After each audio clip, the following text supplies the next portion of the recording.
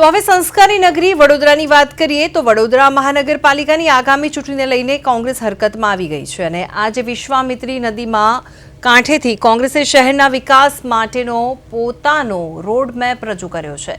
મેનિફેસ્ટોમાં કોંગ્રેસે વડોદરાની જનતાની મૂળભૂત સમસ્યાઓ જેવી કે રસ્તા, પાણી અને આવાસ પર વિશેષ ધ્યાન કેન્દ્રિત કર્યું છે। કોંગ્રેસે વચન આપ્યું છે કે જો તેઓ સત્તામાં આવશે તો વડોદરાને ખાડા મુક્ત બનાવશે અને શહેરના દરેક વિસ્તારમાં દિવસમાં 2 વખત શુદ્ધ પીવાનું પાણી પહોંચાડવામાં આવશે। અને કોંગ્રેસે એ પણ જણાવ્યું છે કે કોર્પોરેશનના ટેન્ડરોમાં થયેલા બેફામ ભ્રષ્ટાચારને ખુલ્લો પાડવા માટે શ્વેતપત્ર જાહેર કરવામાં આવશે અને વહીવટમાં પારદર્શિતા લાવવા માટે જનતા ઓડિટ કરવામાં આવશે અને પર્યાવરણની જાળવણી માટે વાર્ષિક 10%ની ગતિએ શહેરનું ગ્રીન કવર વધારવાનું અને વિશ્વામિત્રી નદીની કાયાપલટ કરવાનું પણ વચન આપ્યું છે। હવે જોવાનું એ રહેશે કે કોંગ્રેસના વચનો વડોદરાની જનતાને કેટલા આકર્ષી શકે છે।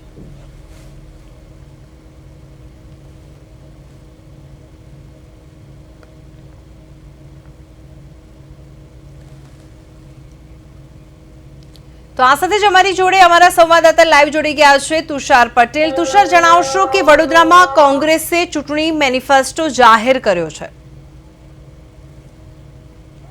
ભૂમિ, ચોક્કસથી ચૂંટણીનો માહોલ આવે ત્યારે સંસ્કૃતિનું એક સુભાષિત યાદ આવે અને સુભાષિતની જો વાત કરીએ તો એવું કહેવામાં આવ્યું છે કે વચને શું સ્કીમ દરિદ્રતા, એટલે કે વચન આપવામાં ગરીબાઈ કે દારિદ્ર્યનું ક્યાંથી હોય, ચાહે ભારતીય જનતા પાર્ટી હોય, ચાહે અન્ય રાષ્ટ્રીય પાર્ટી હોય કે ચાહે કોંગ્રેસ હોય, જ્યારે ચૂંટણી આવે છે ત્યારે પોકળ વચનો વાળા મેનિફેસ્ટો એ ચર્ચામાં રહે છે। વડોદરા શહેરની વાત કરીએ તો સ્થાનિક સ્વરાજની ચૂંટણીને લઈને વડોદરા શહેર કોંગ્રેસ સમિતિએ પણ પોતાનો મેનિફેસ્ટો આજે જાહેર કર્યો હતો, જેમાં ખાસ આંખે વળગે એવી બાબતો તેઓ દ્વારા આ મેનિફેસ્ટોમાં જાહેર કરવામાં આવી છે। સૌથી મોટી વાત કરીએ તો વડોદરા સર સયાજીરાવ ગાયકવાડની નગરી છે, જે સ્વચ્છ નગરી, સુંદર નગરી અને સંસ્કારી નગરી તરીકે ઓળખાય છે, ત્યારે કોંગ્રેસ દ્વારા સર સયાજીરાવના નામ ઉપર જૂનું વડોદરા જે હતું એ વડોદરા પાછું આપવાનું એક મુખ્ય મેનિફેસ્ટોમાં વચન જાહેર કર્યું છે। શહેરની અંદર જે ભારતીય જનતા પાર્ટી દ્વારા છેલ્લા 30 વર્ષમાં અનેક ભ્રષ્ટાચાર કરવામાં આવ્યા છે અને વિકાસના કામોના નામ ઉપર જે પ્રકારે શહેરનો વિનાશ કર્યો છે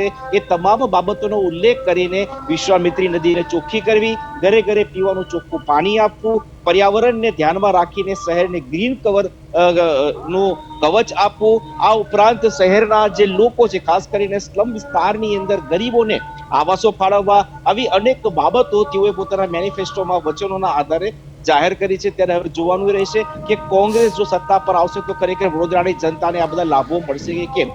અગાઉ ભારતીય જનતા પાર્ટીએ પણ પોતાના મેનિફેસ્ટોમાં આ પ્રકારની જાહેરાતો કરી હતી, તેવી જ જાહેરાતો ક્યાંક ને ક્યાંક કોંગ્રેસે પણ આ વખતે કરી છે, પરંતુ જ્યારે ચૂંટણીનો સમય આવે છે ત્યારે આ પ્રકારના વચનોની લાહણી કરીને મતદારો પાસેથી ખૂબ મતો લેવામાં આવે છે, પરંતુ જ્યારે સમસ્યાની વાત આવે છે કે સુવિધા આપવાની વાત આવે છે ત્યારે કોઈ પણ રાષ્ટ્રીય પક્ષના આ ચૂંટાયેલા પ્રતિનિધિઓ પ્રજાને આ તરફેણમાં કે પ્રજાની સેવામાં કામ નથી કરતા।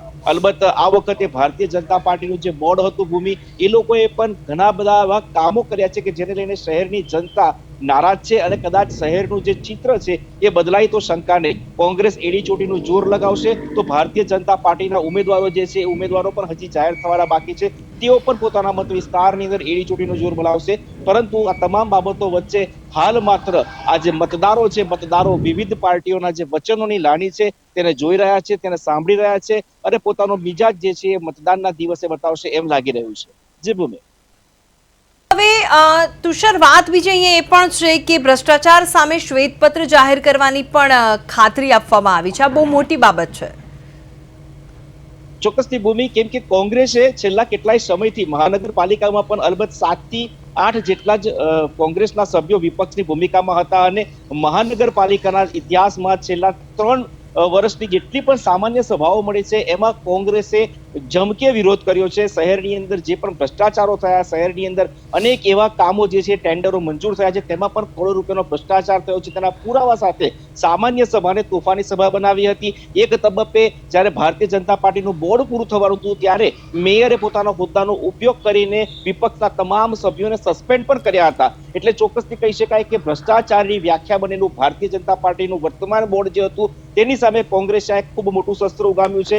એ શ્વેતપત્ર જાહેર કરીને કોંગ્રેસ જે પણ કામ કરશે તેનો સીધો લેખાજોખા છે એ પ્રજા સમક્ષ મૂકશે. આ ઉપરાંત કોંગ્રેસ જો સત્તામાં આવશે તો ભારતીય જનતા પાર્ટીના લોકો દ્વારા જે પણ પ્રકારના ભ્રષ્ટાચારવાળા કામો કરવામાં આવ્યા છે તેને લઈને પણ તેઓ જાહેરમાં પત્ર રજૂ કરીને ભ્રષ્ટાચારનું જે એ ભોપાળું છે એ બહાર લાવવાનો પ્રયાસ કરશે એવું ક્યાંક ને ક્યાંક કોંગ્રેસ દ્વારા કહેવામાં આવ્યું હતું. બિલકુલ તુષાર, આભાર સમગ્ર વિગત માટે.